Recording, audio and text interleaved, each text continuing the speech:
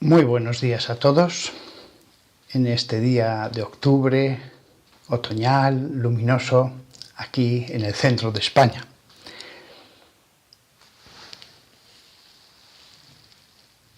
Durante unos días he estado reflexionando sobre un dogma de la Iglesia Católica, el de la infalibilidad papal, cuando solemnemente proclama una verdad de fe.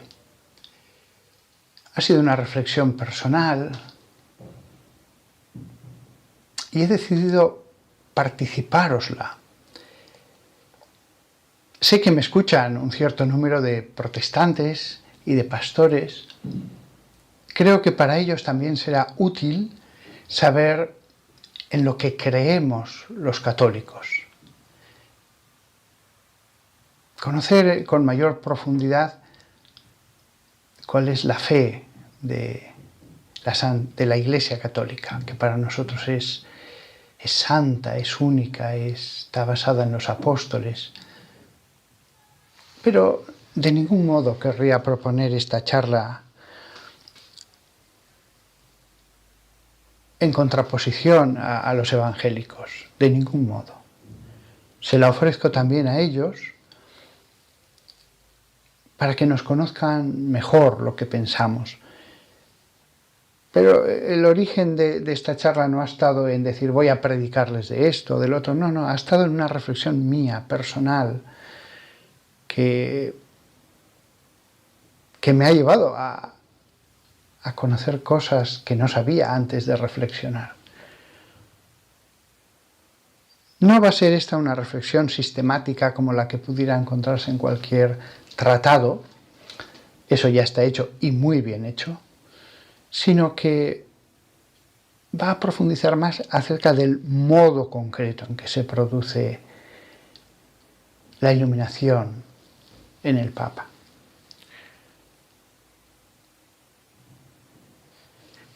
Bien,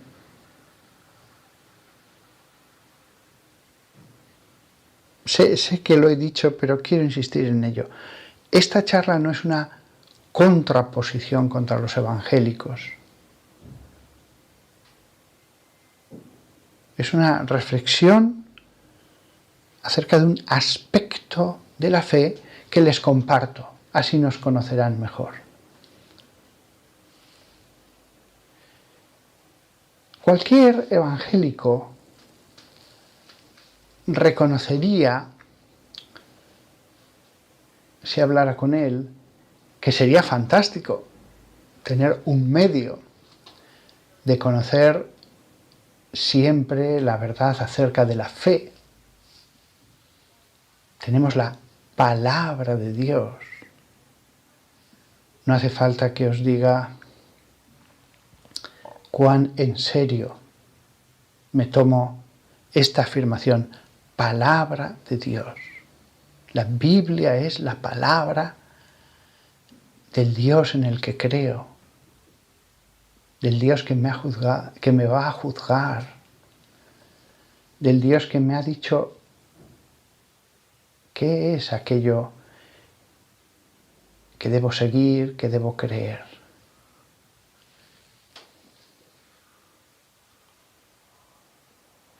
Tener un medio por el que pudiéramos saber cuál es la verdad de fe en cada punto de duda sería fantástico. Eso está fuera de duda, sería fantástico. Ahora bien, primera cuestión, ¿Dios puede hacerlo? ¿Dios puede otorgar a alguien esa capacidad? Lo planteo como una cuestión teórica. A los evangélicos que creen profundamente, con todo su corazón, en que la verdad está en la Biblia, y yo lo creo también, como una cuestión teórica, Dios además podría conceder al que sea cabeza de todos los pastores, si hubiera esa cabeza, el que pudiera determinar qué es de fe, cuál es la verdadera fe, en cada bifurcación cuál es el camino que hay que seguir. Es una cuestión teórica muy interesante para la teología. Para todos aquellos que se quieran poner en contra mía de esta charla, es una cuestión teórica. Imaginemos que no existe eso, pero ¿podría Dios hacerlo? Muchos dirán, no. ¿Acaso un profeta no tiene algo de esa capacidad? Un profeta al que Dios le habla directamente, cada vez que emite un oráculo de Dios, no está haciendo, en cierto modo, esto.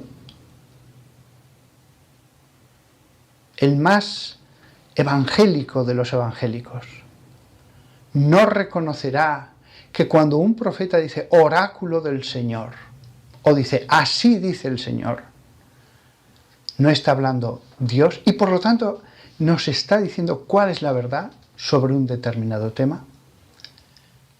¿No reconocemos esa capacidad de Dios? Claro que sí, lo pone en la Biblia. Lo pone en la Biblia.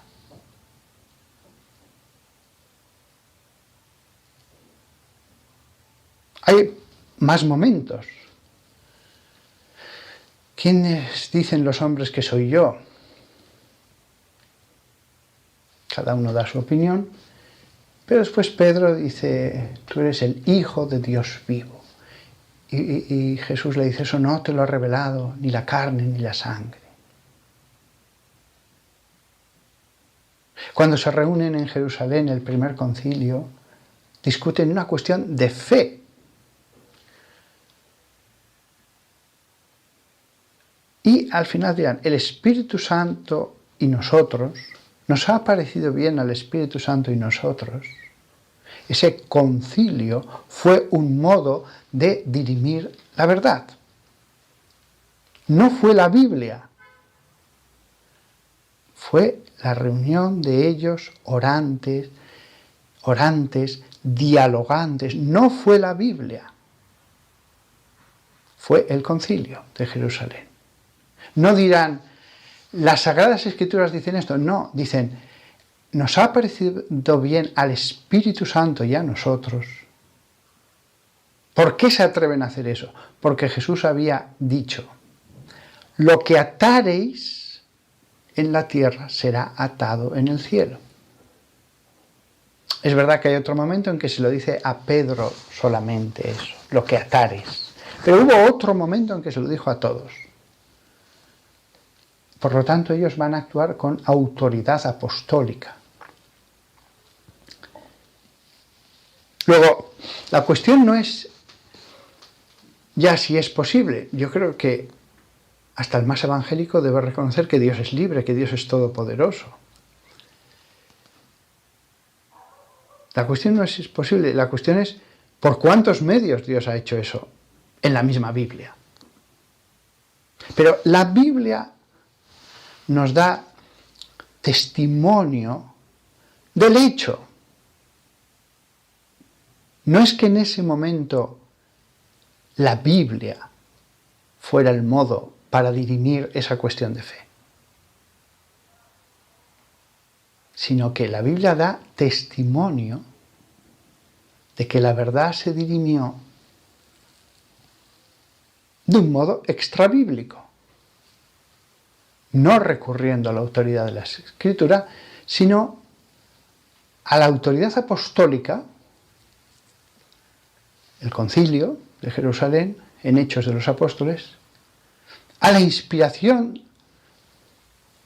de la cabeza de los apóstoles. Eso no te lo ha revelado la carne ni la sangre, sino mi Padre que está en los cielos. O a la acción de Dios, en el caso de un profeta, que dice, así dice el Señor, oráculo del Señor.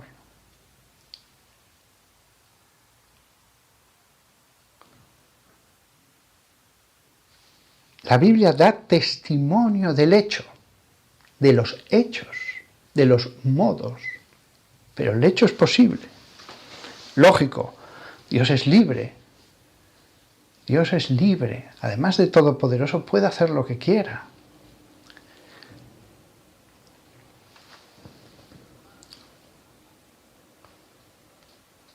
¿Cómo creemos los católicos que se conserva la verdad en la Iglesia? O dicho de otro modo, los católicos creemos que en la Iglesia tenemos el inmenso tesoro de la palabra de Dios, la Biblia, las Escrituras, o la Escritura. Ahí está lo que Dios nos ha revelado, la verdad. Pero es un hecho evidente, les pasó a los mismos apóstoles, en Hechos de los Apóstoles, cuando el Concilio de Jerusalén, que hay ocasiones en las que hay que interpretar la Biblia. ¿Qué se hace para ello? Pues bien, la Iglesia considera que la verdad ha sido entregada a la Iglesia. Cuando surja una cuestión en una comunidad, hay presbíteros. Cada presbítero en cada comunidad actúa como maestro. Normalmente el maestro expresa la verdad recibida, la verdad conservada. Él no la puede cambiar. Lo que he recibido os lo he entregado, dirá San Pablo en una de sus cartas. Pero puede suceder que entre presbíteros haya una duda, una lícita discusión. ¿Cómo interpretar esto? En ese caso está el obispo. El obispo supervisor supervisa también a los maestros. Y el obispo, con su autoridad, vigila lo que se predica, lo que se enseña, para conservar. El obispo debe ser el garante de la ortodoxia. Y lo normal es que el obispo, con su conocimiento, pidiendo consejo, dialogando, con el estudio y con la ayuda de los hermanos, determine cuál es la ortodoxia. Y ya, si la discusión entre los presbíteros fraternal no ha bastado para dirimir algo, él dirá: no, hijo mío, esto que estás enseñando no es compatible con la Biblia, con la palabra de Dios, con el tesoro que hemos recibido. El obispo no tiene el don de la infalibilidad. El obispo puede equivocarse, es un humano. ¿Qué sucede si el obispo se equivoca? ¿Qué sucede si sigue habiendo una duda, ya no entre los presbíteros que apelan a su obispo, sino entre los mismos obispos? Esto es de fe, este versículo cómo se interpreta. Cuando eso sucedía, se hacía en la antigüedad, en los primeros siglos de la Iglesia, un concilio. Se reunían los obispos y en ese concilio provincial, pues de una zona del norte de África, un concilio de una zona de Grecia. Hay muchos concilios, dependiendo de la ciudad donde se reunían, pues toman ese nombre. Pues se reúnen, oran, dialogan, le piden al Espíritu Santo que les ilumine, como cuando se reunieron los apóstoles y le pidieron al Espíritu Santo que les iluminara. Este es el modo que nos enseña Hechos de los Apóstoles. Este es el modo en que actúan los evangélicos. Es verdad, cada cristiano evangélico tiene su Biblia, pero se reúnen y entre ellos hablan, la leen, pero a veces se reúnen pastores y se reúnen los que ejercen un cargo sobre otros pastores y discuten una cuestión. Esto ha ocurrido desde que ha habido comunidades evangélicas. Reunirse para determinar qué es de fe. Normalmente un fiel evangélico piensa que la comunidad se ha reunido en torno a la Biblia y se acabó, pero lo cierto es que esto ocurre. Este tipo de reuniones han ocurrido y ocurren, y es lógico que sea así. Es lógico que los fieles al leer la palabra, al escuchar a Dios, necesiten que les ayuden. Y esto ocurre a nivel de una pequeña comunidad, a un nivel superior. ¿Qué sucede en la Iglesia Católica si al final ni siquiera un concilio provincial lograra zanjar una cuestión? Normalmente casi todo se ha zanjado en la reunión de esos obispos. 10, 15, 20, 30 obispos se reunían en la Galia, en Hispania, y bueno, y se llegaba a la verdad. Lograban ver con claridad cuál era la fe. Yo estaré con vosotros hasta el fin del mundo. O también, allí donde 2 o más se reúnan en mi nombre, la presencia del Espíritu Santo. El Hijo entregó el Espíritu Santo a la Iglesia y está presente. El Espíritu de la verdad también se le llama. Entonces, se reunían y normalmente eso bastaba, pero algunas veces ocurrió que ni siquiera uno o varios concilios provinciales, llamados también sínodos, lograban zanjar una cuestión. A veces sí, a veces la verdad aparecía tan clara como uno que le da vueltas y vueltas y vueltas y dice, ahora ya lo veo claro. Si uno lee un pasaje de la Escritura, dice, esto no lo entiendo. Ora, le pide a Dios ayuda. A veces lee un poquito que han dicho otros y dice, ahora lo veo claro. ¿Pero totalmente claro? Sí, lo veo totalmente claro. Pues si eso lo puede hacer una persona, lo puede hacer una comunidad, los presbíteros, los obispos. Pero ¿qué pasa si tampoco eso es suficiente? Pues pocas veces, pero en cada siglo algunas, se reunía ya no un concilio provincial, un sínodo, sino un concilio universal, también llamado en griego ecuménico, que significa universal, de todo el mundo. El método de trabajo era el mismo. Oremos a Dios, invoquemos a Dios, que nos ayude, Él está presente. Escuchemos al hermano, dialoguemos, conversemos. La verdad muchas veces sale del diálogo. Y de esa manera se veía claro cuál era la fe de la Iglesia. Porque allí estaba toda la Iglesia. Es decir, ¿qué piensa la Iglesia sobre esto? No se actúa como en las votaciones del mundo. Mira, si logramos un voto más, con que tengamos mayoría está zanjado esto. No. Ese no es el modo en que se actuaba entre los cristianos. No se trata de obtener un voto más y ya hemos ganado. No. Aquí se trata de ver cuál es la fe de la Iglesia en todas las iglesias particulares. Un pastor se puede equivocar, un obispo se puede equivocar, pero lo que crean todas las iglesias repartidas de Oriente a Occidente, a lo largo de todas las generaciones, si algo ha sido creído por todos ellos, siempre esa es la fe de la Iglesia. Es decir, un concilio ecuménico tenía conciencia de que no podía innovar, no podía crear fe, no podía inventar.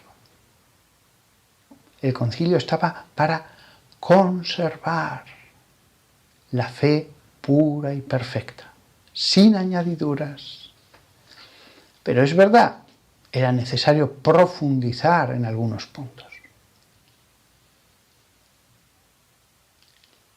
Siempre se consideró, a lo largo de los siglos, que lo que determinara en sus cánones un concilio universal de todas las iglesias, es decir, ahí estaban obispos de todo el mundo, más o menos, pero de todo el mundo. No todos los obispos de todo el mundo, no era tan sencillo trasladarles a todos, pero estaban representados todos. Pues siempre se consideró que lo que determinara un concilio universal como de fe era dogma. La palabra dogma es una enseñanza verdadera, indudable. Esto es así. Esto ya no está sujeto a opinión.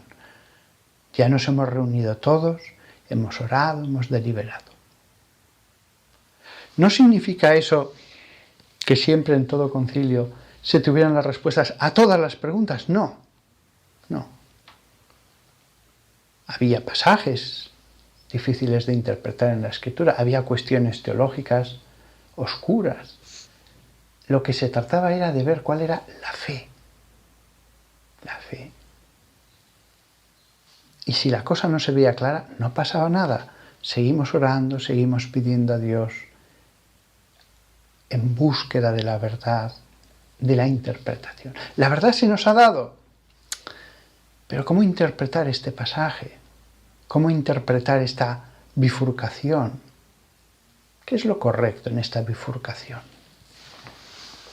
Por lo tanto, vemos que la concepción católica de la verdad es que le ha sido entregada a la Iglesia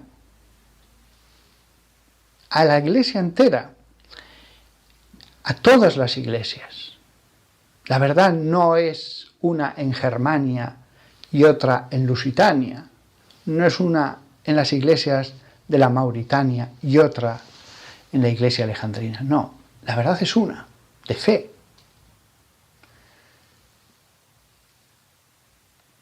Y eso es lo que hay que mantener. La Iglesia, la verdad está en la Iglesia.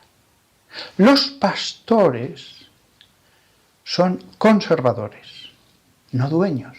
No pueden hacer con la verdad lo que quieran. Son conservadores de un depósito, de un tesoro.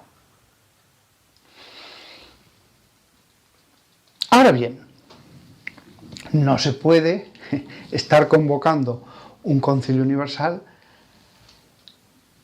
cada 2 por 3, cada vez que alguien tenga una duda. Entonces, para las cuestiones ordinarias están los obispos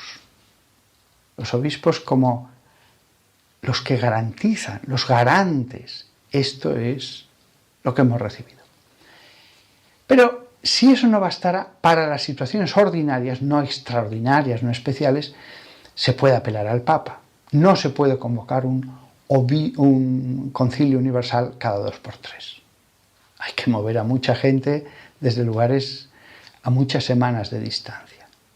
Entonces, desde el principio, los obispos dirigían sus dudas al Papa, al obispo de Roma. ¿Por qué? Porque existía la conciencia de que en la Iglesia Jesús había dejado a los 12 apóstoles, 11, y después se ocupó su puesto por Matías. Eso no fue casual. Los 12 eran un grupo peculiar, formaban una unidad, eran algo completo, tan completo que no quisieron que un puesto quedara vacío. Debía ser perfecto. Entonces, estaban los apóstoles, ellos dirimían las cosas, ellos hacían como los jueces en la época de los jueces del Antiguo Testamento,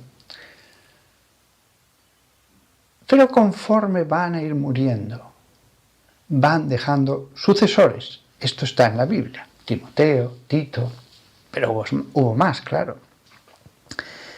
Con lo cual, hay apóstoles, pero hay unos sucesores de los apóstoles. Del mismo modo que los apóstoles no era un grupo en el que todos eran iguales y ya está, sino que había una cabeza, porque todo grupo tiene una organización, también los apóstoles tenían una cabeza y también los sucesores de los apóstoles tuvieron esa cabeza. Cuando había dudas, la gente iba a los sucesores de los apóstoles, pero si los mismos sucesores de los apóstoles seguían teniendo dudas, controversias, discusiones, la cabeza de los apóstoles dirimía las cuestiones en tanto en cuanto que no se podía convocar un concilio universal cada 2 por 3. Tiene su lógica. La cuestión organizativa en la Iglesia Católica hay que reconocer que tiene su lógica, que es natural. ¿Podía Dios haber creado una Iglesia Católica solo con obispos? Sin rangos. Pues sí, pero el Espíritu Santo fue formando rangos, esa es la visión católica, porque es un cuerpo, es algo organizativo, es como un niño en el vientre de su madre, conforme va creciendo va teniendo ya una jerarquía. Al principio es una masa de células, pero después ya se van distinguiendo los huesos, los órganos, la cabeza. Al principio no hay cabeza en el vientre de la madre. La Iglesia ha sido un cuerpo que se ha ido desarrollando. El ADN estaba desde el principio. Desde el principio había unos apóstoles, una cabeza de los apóstoles y unos fieles. Eso estaba desde el principio, desde el nacimiento, con el Espíritu Santo. Para nosotros, ese Espíritu pues fue fomentando, generando realidades menores dentro de esa fe. También rangos eclesiásticos. Bien. Hay una cabeza de los sucesores de los apóstoles porque hubo una cabeza de los apóstoles. El Papa ejerce una jurisdicción, una supervisión de la fe, porque la cabeza de los apóstoles podía atar y desatar. Porque desde el principio observamos textos en que el sucesor de Pedro ejerce esa función. La primera carta del Papa Clemente es del siglo I, de finales del siglo I. Ya allí tenemos la primera y después hay más, claro. Pero en esa época que hay tan poco, ya una de las primeras cosas que hay es una carta de un Papa de Roma interviniendo en la iglesia de Corinto. No es que el papado apareció 4 siglos después. Los testigos de Jehová siempre dicen, no, el papado apareció a partir de Constantino. Bueno, sí, si uno no lee todos los textos patrísticos desde finales del siglo I, pues uno puede decir lo que quiera. Pero si uno lee los textos, y los textos de los primeros papas, que saque sus conclusiones. Que saque sus conclusiones. En el fondo, lo que aquí está en cuestión es la presencia del Espíritu Santo. La presencia del Espíritu Santo es una presencia solo personal, que me santifica, que me ayuda, o es una presencia también en la Iglesia, que protege a la Iglesia, que custodia a la Iglesia, y eso significa custodiar su fe. De nada serviría custodiar a la Iglesia si no custodia la fe. ¿Por qué? Porque los humanos podríamos cambiar la fe. Claro que la podemos cambiar. La podemos deformar, añadiduras, quitarle cosas. Custodiar a la Iglesia significa custodiar su fe. La acción del Espíritu Santo no es solo personal. El Espíritu Santo fue entregado a la Iglesia.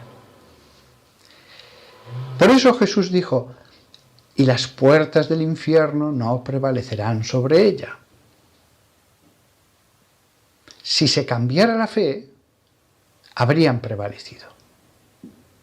¿De qué serviría una iglesia que ya enseñara otra cosa?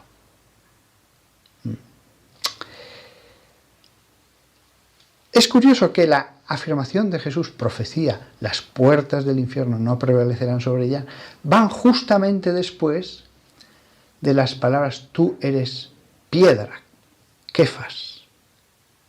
Y sobre esta Kefas, piedra, edificaré mi eclesía, mi reunión, mi iglesia. Eclesía es reunión, reunión de los hombres que creemos en su fe. Pero sobre esta Kefas, tú eres Kefas.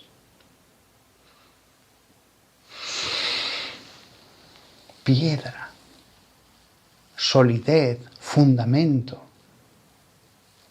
Alguien dirá, no, el único fundamento es Jesús. Bueno, en el Apocalipsis claramente la Jerusalén celeste está edificada sobre 12 fundamentos, cada uno de una piedra preciosa.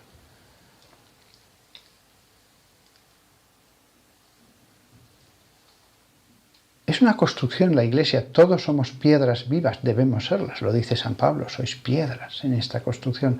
Pero en una construcción hay una jerarquía, no son piedras y más piedras. Hay muros más importantes, hay muros de carga, hay pilares, hay columnas, hay fundamentos. Jesús mismo dice que hay una piedra angular. Ya expliqué en otra charla todo lo que significa una piedra angular. Las puertas del infierno no prevalecerán sobre ella.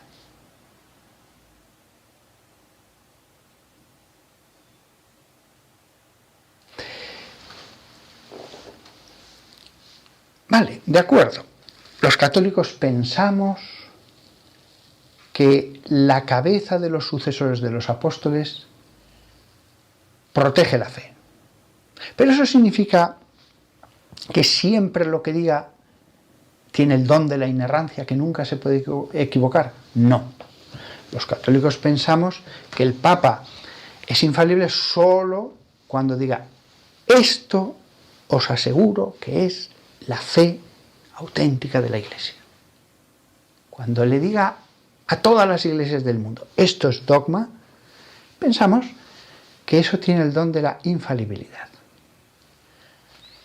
También cuando lo dice el Concilio Universal en unión al Papa.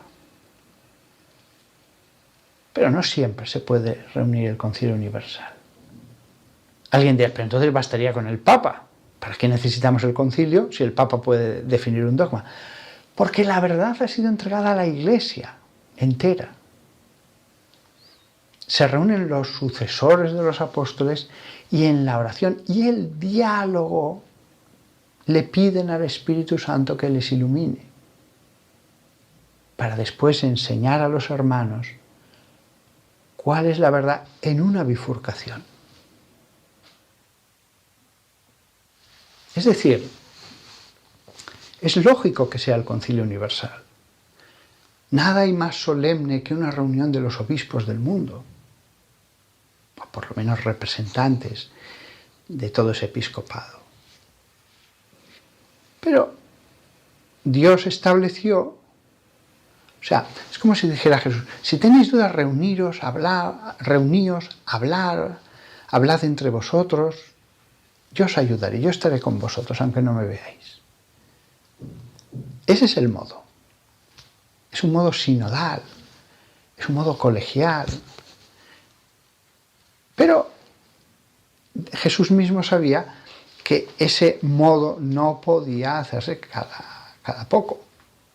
Y por eso, para la administración ordinaria de la Iglesia, para la vida cotidiana, es por lo que dispuso que una persona fuera la cabeza.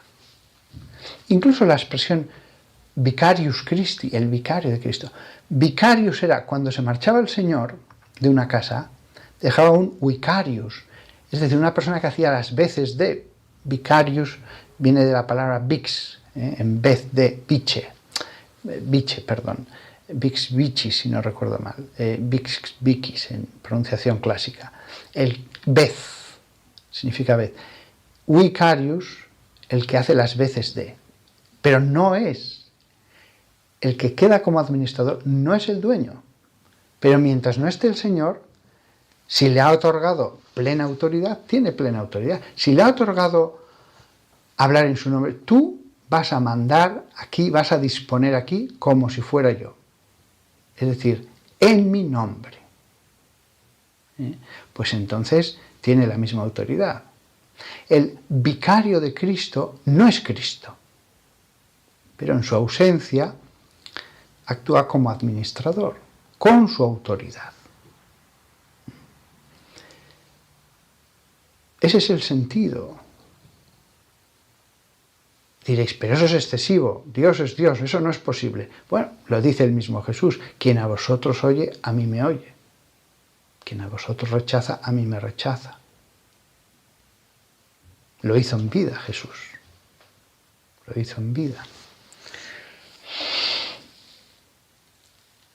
Por lo tanto, el Papa no es Dios en la tierra. Es una criatura, es un hermano nuestro en la fe. Pero es dentro de la casa, dentro de la familia, el que hace esa función vicarial, el que hace de cabeza.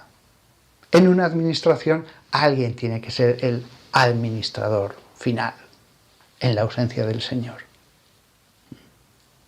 De hecho, muchísimas comunidades independientes evangélicas, con el paso de muchísimos años y de crecer, se han organizado, se han acabado organizando. Han tenido que crear rangos y han tenido que crear un Consejo Supremo, y al final en ese Consejo Supremo tiene que haber un presidente.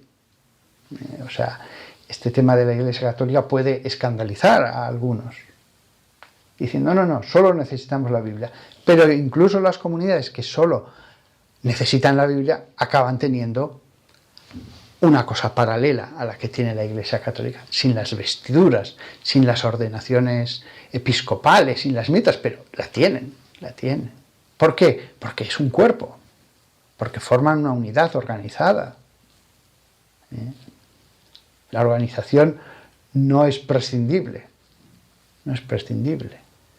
Me hace mucha gracia porque algunos pueden decir, no, todas esas cosas no son necesarias, yo solo tengo la Biblia. Bueno, sí, pero tú vas a una iglesia los domingos a alabar al Señor y al final existe todo esto detrás, aunque no lo veas. Bien. Pero en la Iglesia Católica, el que está en la cabeza, en la cúspide, en la tierra aquí, es Kefas, es piedra. Es algo que no está allí para cambiar lo que quiera, como quiera. Tiene que haber un recurso último. O sea, no nos vamos a poner en todo de acuerdo siempre y perfectamente. Y hay bifurcaciones muy importantes en la escritura, en cuestiones de fe, de la teología. Tiene que haber un último recurso. Si ese último recurso no fuera infalible, nos podríamos equivocar. Y los errores pueden llevar a otros errores. Y se pueden acumular con el tiempo. Y la Iglesia que conoceríamos, no voy a decir 5 siglos después, 2 siglos después, podría ser radicalmente distinta de la originaria. Si queremos que las puertas del infierno no prevalezcan sobre la Iglesia, tiene que haber un último recurso. Es como en la judicatura, hay un juez que me juzga, pero después puedo apelar a una segunda instancia, puedo apelar a una tercera instancia, hay un Tribunal Supremo. El que se equivoquen en las sentencias, malo es, pero es algo humano. El problema es que podamos cambiar la misma naturaleza de la Iglesia o la fe de la Iglesia. Podemos tener la misma Biblia, con las mismas páginas, y creer en algo muy distinto que los primeros cristianos. Lo vemos. No creen lo mismo, los menonitas, que solo siguen la Biblia, que los metodistas o que los anabaptistas de Alemania del siglo XVI o que los baptistas de Luisiana, actualmente. Y a veces los cambios son grandes. A veces es, ¿podemos bautizar a este niño o hay que esperar a que sea adulto? ¿Cuántos sacramentos hay? Y podemos acabar con diferencias muy grandes sobre temas esenciales.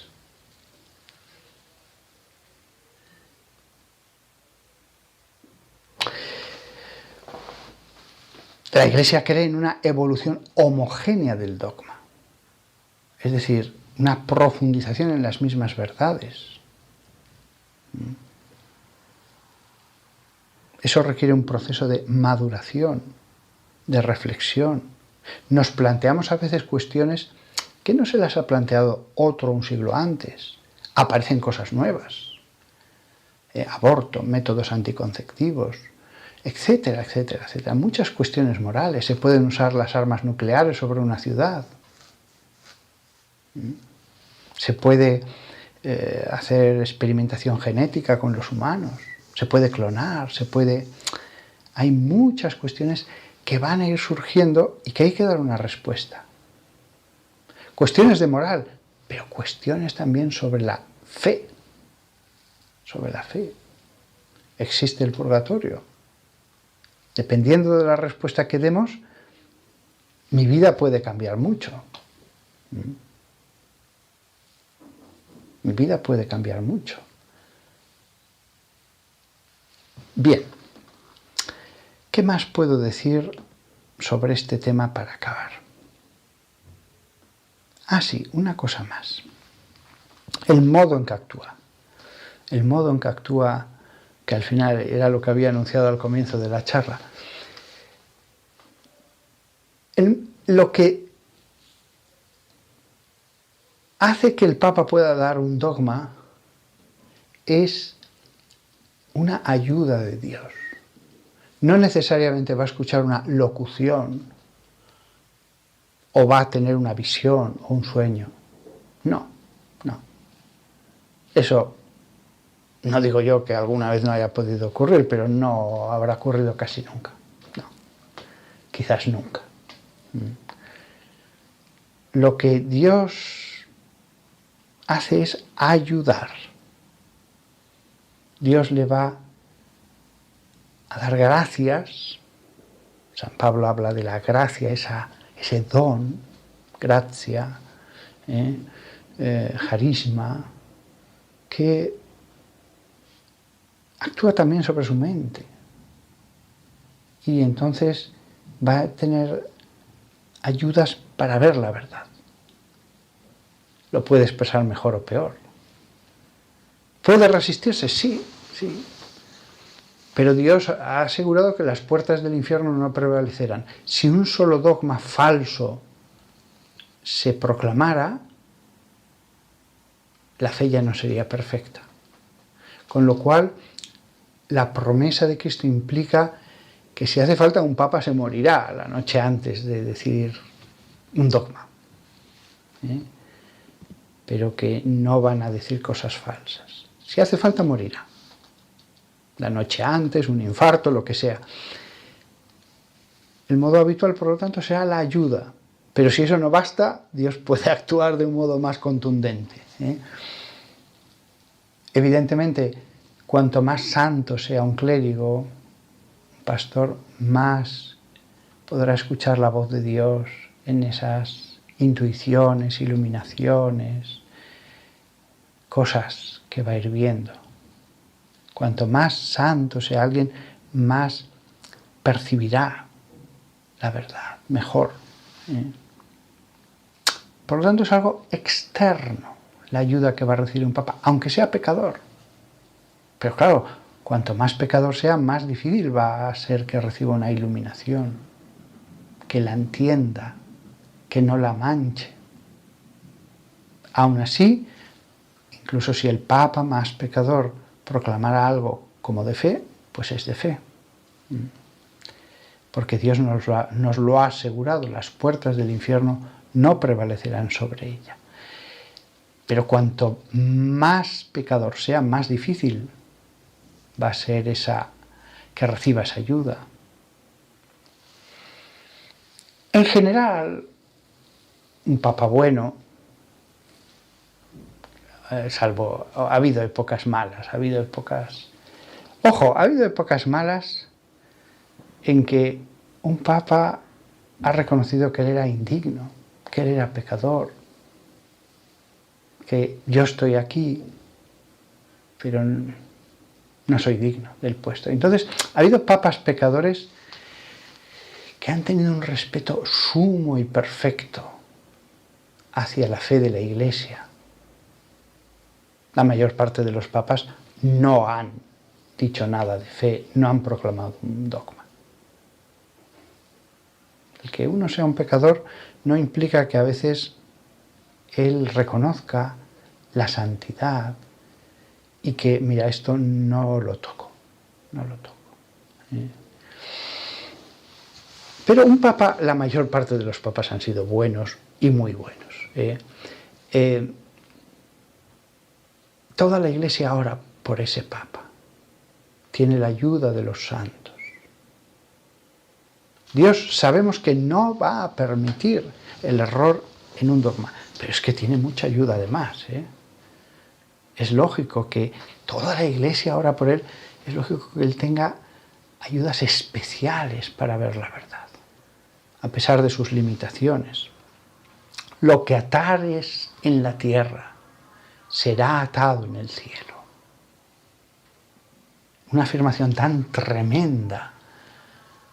Cuando Jesús la decía, sabía que la íbamos a leer generación tras generación. Está en el Evangelio para siempre. Lo que Jesús le dice a la samaritana al lado del pozo sobre el agua viva, sí, es una conversación con ella, pero Jesús sabía que iba a ser para siempre. Lo que Jesús le dice a un ciego que le ha curado, sabía que iba a ser leído en las comunidades hasta que él volviera. Cuando Jesús dice las cosas que dice de Pedro y que lo que atares en la tierra será atado en el cielo, eso se iba a leer. No estaba diciendo cualquier cosa. La cuestión aquí que se plantea es, ¿la Iglesia necesita un último recurso, una última instancia? Sin ninguna duda. Cualquier organizador dirá, claro que lo necesita, ¿cómo no va a necesitarlo?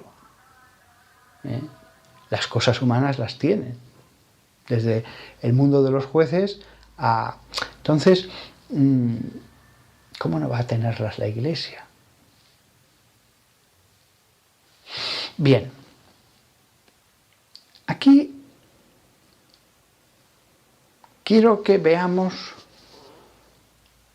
también cómo Dios ha dispuesto la verdad en la Iglesia, pero hay una serie de recursos que llevan al obispo, al concilio provincial, al concilio universal, y como último recurso, si no hay concilio universal, el papa. O sea, todo sigue una gradación muy natural.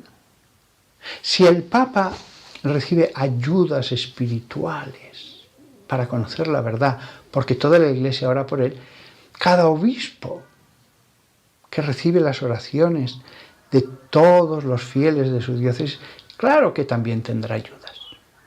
¿Puede equivocarse el obispo? Sí, sí, pero toda la Iglesia ora por él, toda su Iglesia, su diócesis, ora por él todos los días.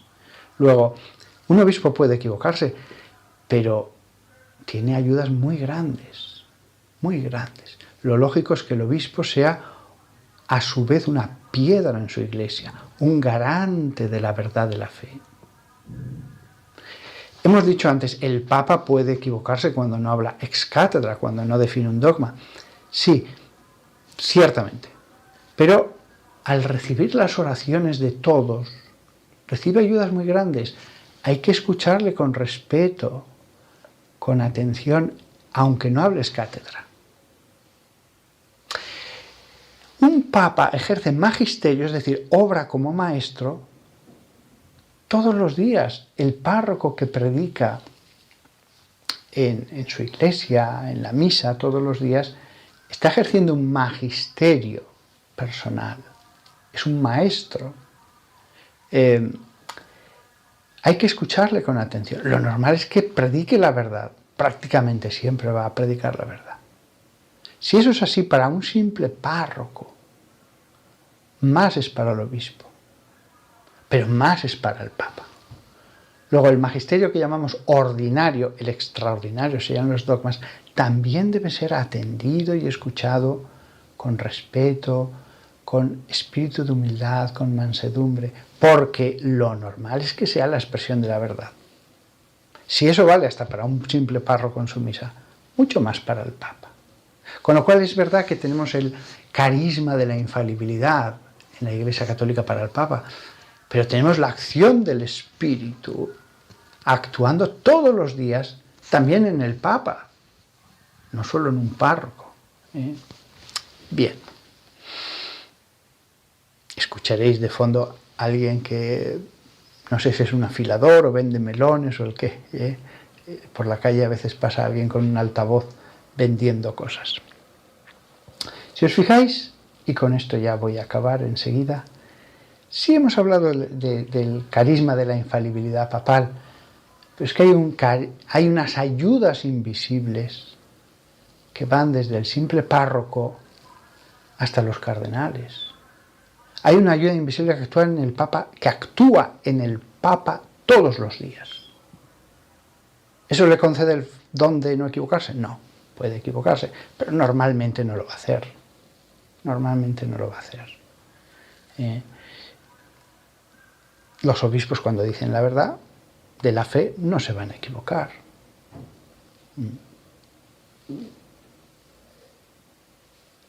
A mí este tema de la infalibilidad, al principio más jovencito, pues lo acepté sin más. Soy católico, pues creo todos los dogmas, punto final. Después pensé, pero ¿cómo actuará? ¿Cómo actuará? Y ahora, que creo que ya he visto cómo actúa, digo, no, es que el Espíritu Santo actúa todos los días. Y no solo en él. Hay una participación en la ayuda, en todos los rangos. Bien, nada más. Yo creo que ya está dicho todo esencialmente. Para alguien como yo, que trata de vivir de la palabra de Dios, de alimentarse de la palabra de Dios, la figura del Papa no solamente no es ningún problema con lo anterior, para mí es una verdad bíblica. Podría haber dicho en esta charla todos los versículos en los que podemos fundamentar bíblicamente la existencia de una cabeza de los sucesores de los apóstoles actualmente. Son muchos y muy profundos e interesantes.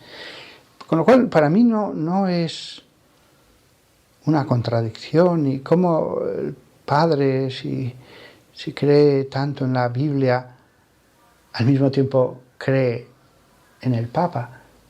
Pues porque para mí el primado de Pedro es una verdad bíblica, como la Iglesia Católica. Pero amo totalmente a los evangélicos que ahora mismo me estéis escuchando y que no creáis esto y que no compartáis esto. Os lo he participado para que sepáis lo que pensamos los católicos, para que entendáis cómo hay teólogos que dedican toda su vida a la teología, a la ciencia de Dios, a las Sagradas Escrituras, y dirán algunos evangélicos, ¿y por qué no abren los ojos? ¿Por qué no abren los ojos? ¿Están ciegos? No, es que no hay ningún problema. No hay ningún problema. No hay ninguna contradicción.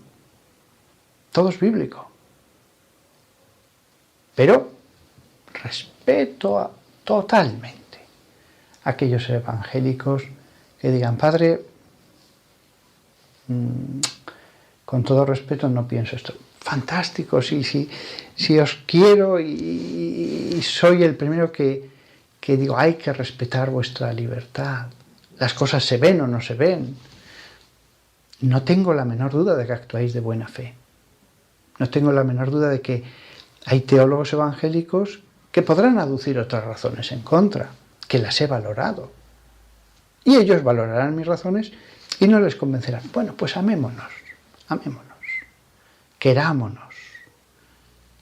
invocamos al mismo Espíritu Santo, tratamos de seguir al mismo Jesús, adoramos al mismo Dios Padre. Una Trinidad que adoramos, que es Padre, Hijo y Espíritu Santo. Que después no nos pongamos de acuerdo en la cuestión del Papa, o del sacramento de la confesión, o de la veneración a los santos. Lo importante es Dios. Por sus frutos los conoceréis. Yo veo los frutos del Espíritu en tantos evangélicos y ortodoxos. Incluso la iglesia de Armenia o de Georgia, que son independientes, ni siquiera son ortodoxas, son iglesias apostólicas que se separaron en otros concilios. ¿Son mis enemigos? No. ¿Desearía que hubiera una sola fe? Sí. Por eso creemos en nosotros en el Papa. Porque por eso pensamos que con eso se puede proteger una sola fe. Pero Jesús, veamos lo que predicó día a día. Y aun él mismo, queriendo que hubiera una sola fe, él sabía que somos humanos, que nos equivocamos, que cambiamos las cosas, que a veces no vemos. Jesús mismo es el primero interesado en que haya una sola fe verdadera, perfecta, completa, sin añadiduras ni sustracciones. Pero él mismo en su día a día no estaba todo el día agarrando a la gente del cuello y exigiéndoles un acta notarial firmada y sellada que especificara todos los puntos de la fe. Porque incluso aunque se hubiera hecho así, aunque la Biblia fuera 4 veces más larga, para especificar con todo detalle todos los artículos de la fe, podíamos cambiar la interpretación. Podíamos decir, sí, yo creo en este artículo, pero también se puede interpretar así. También podemos, con las mismas palabras, entender de otra manera esas palabras. Entonces, ni siquiera con una Biblia 4 o 5 veces más larga hubiera dejado de haber disensiones en la fe, opiniones distintas en la fe. De ahí que consideramos los católicos la importancia de que haya una última instancia, un último recurso para la ortodoxia, para salvaguardar el contenido y el sentido de ese contenido.